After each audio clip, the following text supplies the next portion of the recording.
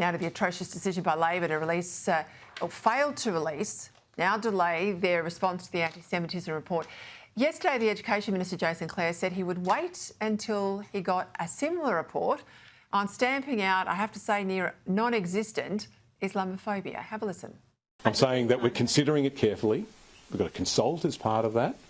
I want to see what the Special Envoy on Islamophobia has to say as well. I think that's fair. I think that's the right thing to do. As I said last night, 30% Muslim in his seat of Blaxland. Well, now the former minister, Ed Husic, he's gone one better. He's been branding aspects of the plan heavy-handed. Have a listen. I would be very careful. I would much prefer us finding ways to bring people together rather than being heavy-handed in response. I think I'm a bit concerned the suggestion that young people are, as the report is suggesting, at risk of becoming fully fledged anti-Semites due to mis and disinformation, I think runs the risk of being a bit too sweeping.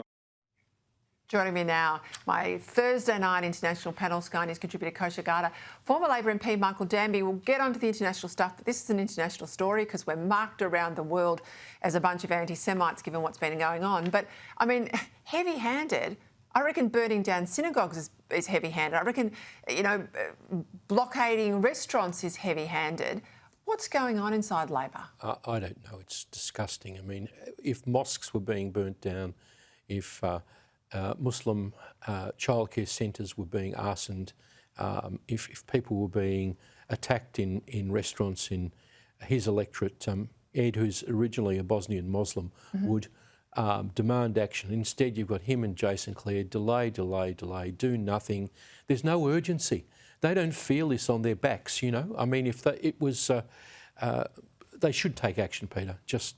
I think by inaction, they show what kind of people they are.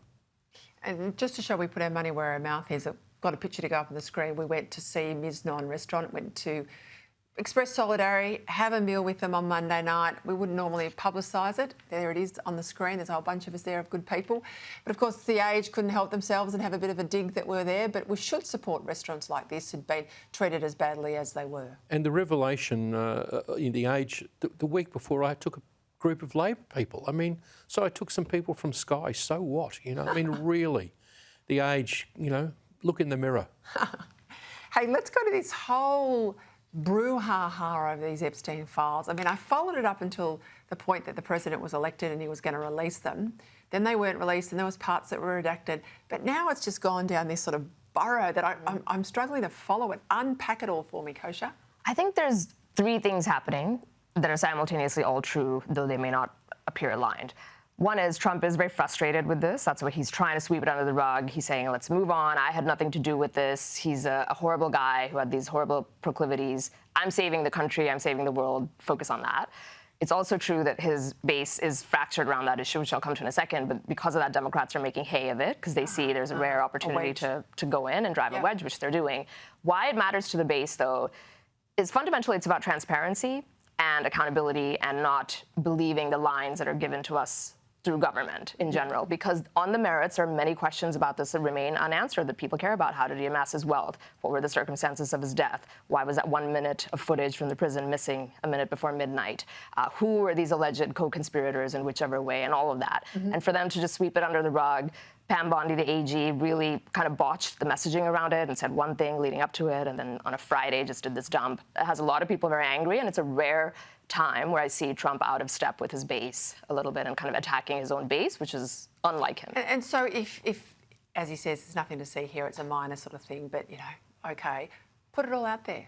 Just put it all out there. And since they don't, then theories fill the void, and people are like, you know, who is involved and who are these important people that he's protecting, and is his name in there, or somebody else's name in there, and all that stuff is just bubbling up. So I think this story is not going to go away. He's hoping it will, but I think more disclosures are probably coming. That's the only way to tamp it down. We were talking about this on Monday night, you know, Tuesday night, sorry, when we were out. All of these podcasts that we're both getting into that are going through just how amazing that stealth bomber raid was on Iran. I mean, movies are going to be made about this stuff, right? I think it's fantastic that we've taken out that nuclear arsenal. But that's not the only stories. There's some amazing individuals. Catherine Perez Shaktam, this woman who was profiled, Michael, in the UK Telegraph. I'll say to my audience at home, if you can get your hands on the story, it is phenomenal. There'll be movies made about this woman.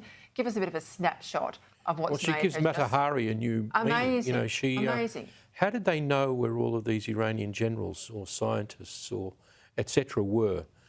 Because this woman was inveigled into the top reaches of the Iranian Shiite government, and she became one of them. And in deep cover, deep cover. And she got out just in time. The important thing for, I think, strategists to consider is she focused on all of the hardline Shiite government, but left the civilian parts of it and the civilian infrastructure untouched. So that means Iran can go and negotiate with Trump and have a prosperous future, or it can continue to go down this, as you described with Epstein, this rabbit hole of fanaticism. So they have the choices before them, and this incredible, brave, I mean, imagine being a woman who was willing to do this. Imagine being a woman and getting that level of access. That surprised me, that she was on the cleric side and not sort of the civil infrastructure of or governance of the country. So that's extraordinary. But if you've ever seen a public hanging in Iran, and I've had the misfortune of having to watch that footage, what they would have done to her, the risk to her life every single moment she was there. Can't be overstated. Oh, it's incredible bravery in there. It feels like an episode of 24 or one of those shows. Or Tehran, which hasn't, the third series hasn't come out yet. Yeah, it's extraordinary, isn't it? Absolutely, and that alone, I think we're making light in terms of the movie making, but I think this is like a Jessica Chastain, Zero Dark 30 type of blockbuster in the making. Yeah. And Peter and Kosha, it isn't finished yet because there are mysterious gas plants blowing up all over Tehran, and as long as that government is concentrating on building a nuclear weapon that could threaten the rest of the region, that activity is going to continue. Maybe not with that brilliant woman, but it will continue. Well, the whole world is very grateful to her tonight. Thank you both.